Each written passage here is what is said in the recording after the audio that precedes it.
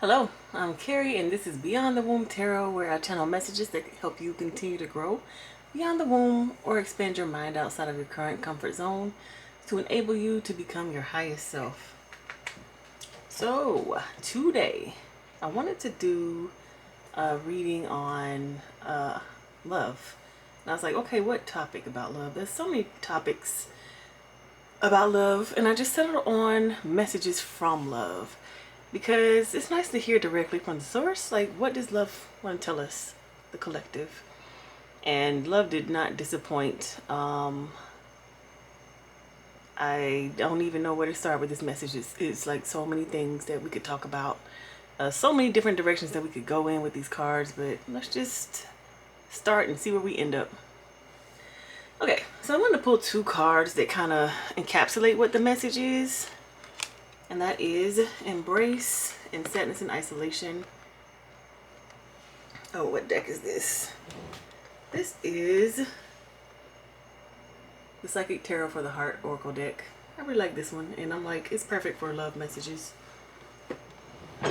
So, we got Embrace and Sadness and Isolation. Embrace is the World card. Sadness and Isolation is the Three of Swords card. Very, very different energies. So when I saw these two cards come out, I'm like, okay, we're talking about contrasting energies. Is that what we are? Because they are like so different that, you know, how do they relate to each other, basically? I don't even necessarily want to, go through every single card. I just kind of want to talk about what the message is that I'm getting from love. So love is basically saying, like, I don't know if you guys have taken philosophy before, but in my philosophy class that I took my freshman year of college, I learned that love is a spectrum. You know, you think in your mind, and I feel like a lot of the cartoons and fairy tales talk about love as being this, really positive thing, and, everything's always okay, and the guy and the girl, they fall in love and they're in love forever, and they never go through any strain or strife. Everything is always awesome. And this reading is talking about love as a spectrum. It's talking about how in my philosophy class we learned that hate is an extreme form of love, because you have to be hyper focused on this person in order to hate them, and how apathy is actually the opposite of love, not caring at all. But if you care, enough to hate them, and if you care enough to really like them a lot, those are both love. They're just different forms, like love in its different forms. And I'm seeing in this reading, love is talking about its different forms that it can take. So there's a love where you can feel like you're on top of the world, and my God, I'm so in love, everything's amazing, and we just get each other. And, if we're talking about love with another person, everything is right, and, I made the perfect decision getting with this person. There's another energy of love where everything is just flowing and going and moving. We're all like in perfect alignment with each other. We're in step with each other. We're finishing each other's sentences. I was gonna say sandwiches. Like, we are right there in alignment with each other. And then there's this other love, or other versions of love, where you feel like you're stuck with this person, but you're always fighting, always trying, striving, fighting, like trying to like be understood, heard, seen. There can be this other form of love where no matter what you do, no matter who you get with, no matter, how hard you try, nothing ever turns out to be the way you wanted it to be. Like, there's so many different versions of love, and what love is saying is like, this is all love. I know it sounds horrible, the negative parts. It's like, no, the fairy tales say that they fall in love and they live happily ever after. There's nothing about like being misunderstood. There's nothing about, abuse and anger and like not being able to handle or tolerate each other. There's nothing about all these other things. And it reminded me of, I feel like I'm trying to speak in a coherent manner because there's so many different messages that are coming out, but it's like these things, yes, they can fall under the category of love, but you got to understand love is not the only category or thing that you should be looking at when trying to be in a relationship, when trying to feel love, when trying to know love. Love is just one category and aspect. For example, it reminded me of something from my childhood where my older sister, she when she was young, she was pre-diabetic or something like that. So she had to go on this diet where she couldn't really have any sugar. And I remember my mom like switching up all the snacks that we had to not have any sugar. All the drinks we had were like the sugar-free drinks, and they weren't horrible, but come on, the full sugar stuff is the best. And I remember one time we went on a road trip and we had those sugar-free things, but because it was a road trip, we got a little extra, stuff that was with the sugar, with the fat, with all the stuff. But she couldn't have those, but the rest of us could. And I remember on that road trip sneaking her the good snacks, the ones with the sugar, like the real Oreos, the real creamy whatever things. What do you call them? Ho-hos, ding-dongs, all those kind of things. I remember sneaking those for her because I felt it wasn't fair that she couldn't have the good snacks. For me, it was an act of love to sneak that to her, but in the grand scheme of her health, was that really an act of love? You know what I mean? Like it's a version of love, but it's not a great version of love because it's not actually, it's like more like enabling. It's not doing a loving act. But it felt like love to me because I was a kid and I didn't understand the implications of her health. I mean, she was fine, but you know what I mean? Like, that was a loving act to me. Think about adults. Even with their children, sometimes they control their children or don't allow their children to do things that would actually help them learn and grow. Like say moving out of the house, say going on a trip far away, even if it's a school trip or whatever. Like, sometimes kids get chances to go on field trips. What if the parents are like, no, something can happen to you, so I'm not going to allow you to go on this trip. So it stops them from expanding their horizons. But to the parent, they're loving their baby by like saving them from any harm happening to them. But it's also like not allowing them to actually live a real life and see things that they would never see from, where it is that they are. It's like, that's love, but it's not love. But it is love, but it's like, there's other things that we need to take into account, is what love is saying. This is the Temperance card. I think sometimes we focus solely on love when we're thinking about relationships, that we don't even pay attention to the other things that are important in a relationship. Let's say respect.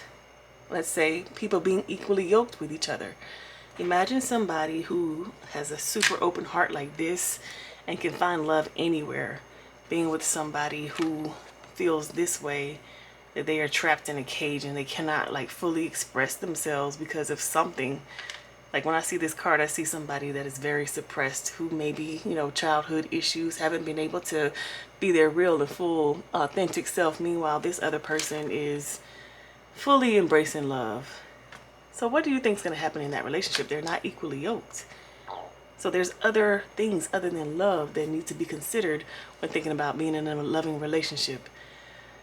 There's other things other than like excitement and joy that need to be considered. There's other things other than like the spark of two people coming together. Like that's just one aspect. And I feel like love is saying, like, y'all are blaming me. Y'all are saying that love, isn't all that and love's not real and blah, blah, blah. But you guys are like solely relying on the good energy and the good feelings that you get from love, but you are not considering all the other things that like are a part of a good relationship, like boundaries. And again, I keep hearing respect.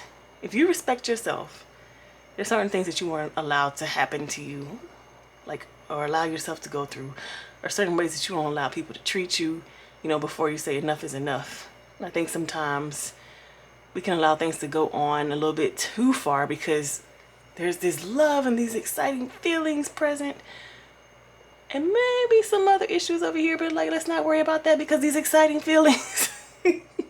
And I'm certainly not judging because I have done it. I've done it all. But love is basically saying, hey, I come in many different forms.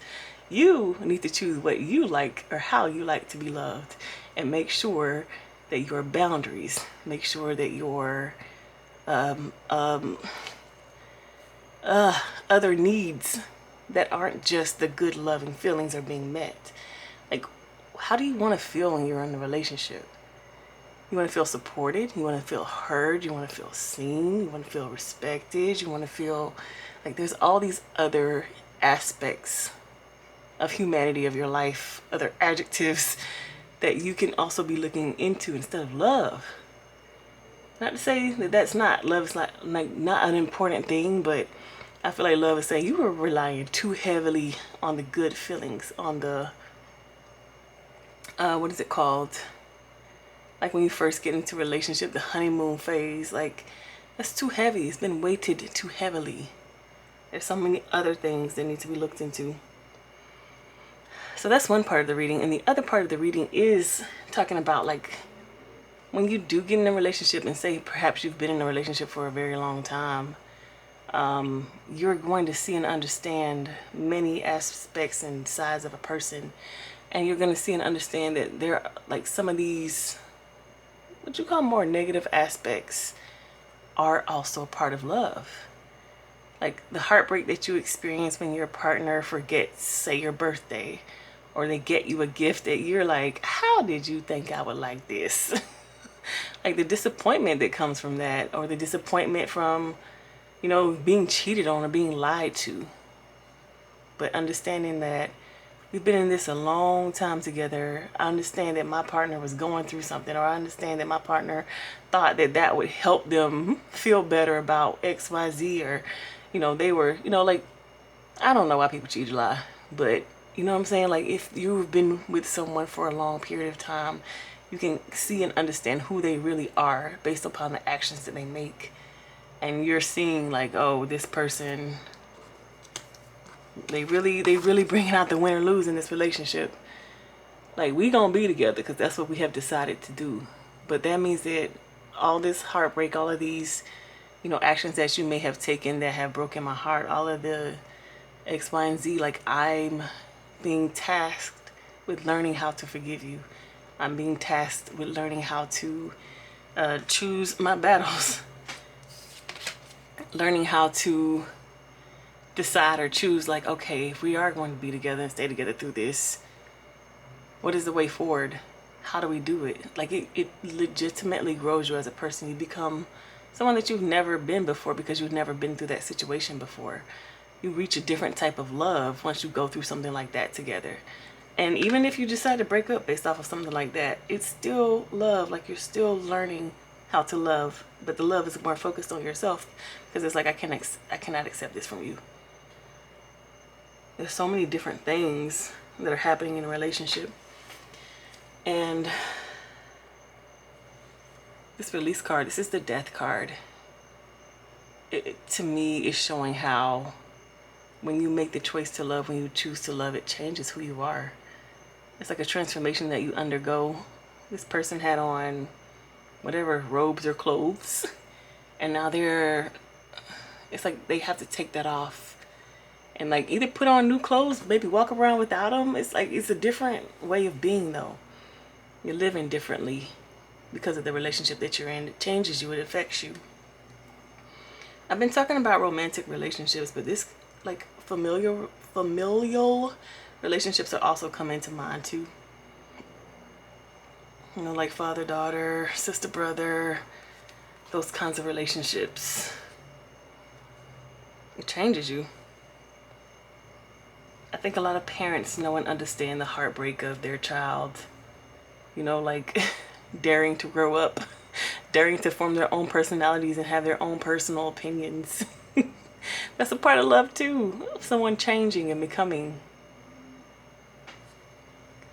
So I guess all in all, this message from love is kind of love wanting to be understood more itself. Love is like, listen. The good feelings are great. But like if you really want to understand who I am, go through it all. See the full spectrum. I mean, even getting that saying that it's better to love than to lose, or to never have loved at all. Because if you love and lose, it helps you grow. Even if, you know, the person passes away or you guys break up, you are going to grow. You're going to become someone completely different. You're going to learn something new about yourself, about being in a relationship with another, about, you know, what your desires are and what you're willing to do to get them, and what the effect that others have on you, your likes and dislikes. Like, you learn a lot about yourself when you're with someone else. But if you never love at all, it's like that whole aspect of yourself, the loving part of yourself, the part of yourself that can be vulnerable, or the part of yourself who refuses to be vulnerable. Like, get to know those different pieces of yourself that you cannot know just from being all alone. So I just feel like this love reading, or this message from love, is just, it's wanting you to better understand what love is, like the challenges that love brings, the benefits that love brings, the full spectrum of what love is. And I'm even getting, there's some books out there that are about love. I can't think of a specific title right now, but if you go online and you look up books on love, it's going to talk about a lot. Like, you're going to find many different sources, because I feel like love is such a popular topic. But if you're somebody who, like, you would describe yourself as a hopeless romantic, or somebody who's like a serial dater, you know, who's never really contemplated love as a like as a subject. I'm thinking about like some people who have the same religion as their parents and they never like question their religious beliefs. It's kind of like that. It's like, have you ever questioned love and what you believe about love and where you got those beliefs from? Because now is a great time. Like, love is saying, hey, I kind of want you to really look at this. And even in this day and age, we're always talking about how dating is horrible, and how people are jaded, and people are not open-hearted, and people are not okay with approaching each other, and love is kind of saying, hey, I want you to like kind of reorient yourself to what love really and truly is, and not just have your experiences that are under this umbrella of what you have always believed your entire life without actually questioning your beliefs. I want you to like look it up, research it, understand it, look at all different aspects, understand what people have done out of love, understand what people have done that have been hurtful, but they said it was in the name of love. Understand, like, just like kind of understanding the full spectrum. Okay, thank you so much for watching this reading. I hope this message resonates with you. It's very deep for me. Okay, see you in the next one.